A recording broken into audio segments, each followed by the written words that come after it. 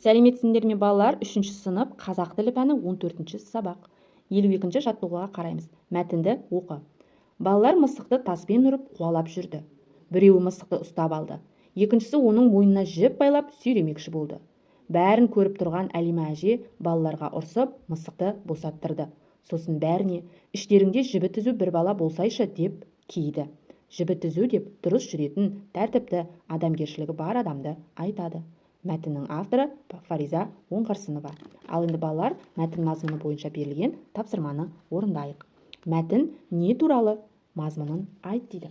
Балалар, мәтін бұзақы балалардың мысықты қалай қинағандықтары туралы. Балалар бір мысықты ұстап алып, оны қинап, екіншісі мойнына жіп байлап сүйремекші болады.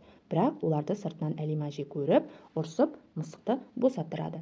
Сөйтіп оларға іштеріңде бір жібі түзу бала болсайшы деп кейді екен. Балалар, жібі түзу дегеніміз бұл адамгершілігі бар, тәртіпті адамды айтады. Келесі мәтінге ат қой.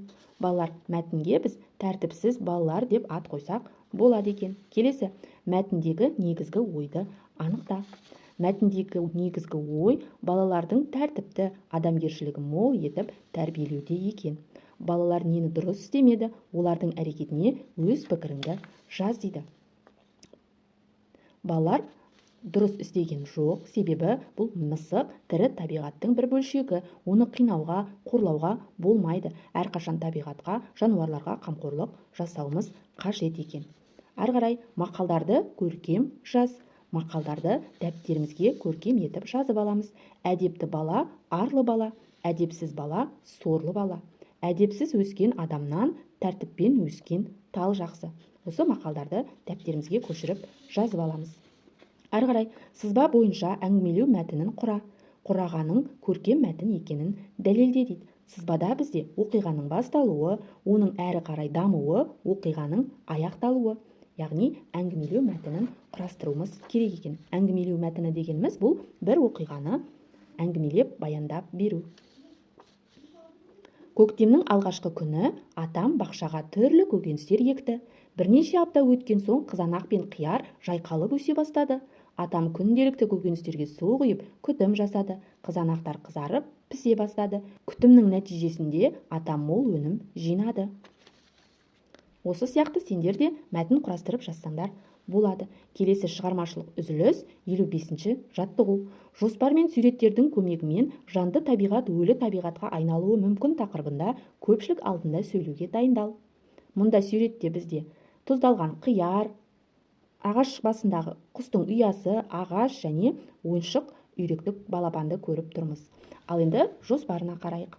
Жоспарды толықтыру. Жанды табиғаттың өлу себептері және біз ол жоспарды ары қарай толықтыруымыз керек екен. Жанды табиғаттың өлу себептері, жанды табиғаттың өлуінің пайдасы, өлі табиғатты пайдаға асыру дейді.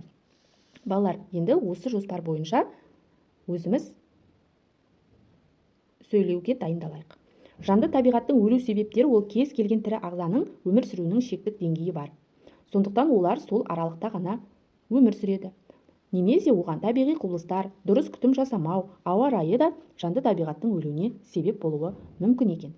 Келесі, жанды табиғаттың өлуінің пайдасы қандай деп ойлаймыз? Жанды табиғаттың өлуі бұл жас табиғаттың өсуіне септігін тигізеді екен.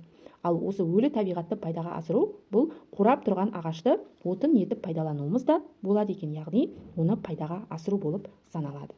Балалар, осымен бүгінгі біздің сабағымыз аяқталды. Барлық сабақ түсінікті болды деген ойдамын. Келесі жаңа сабақта кездескенше сау болыңдар.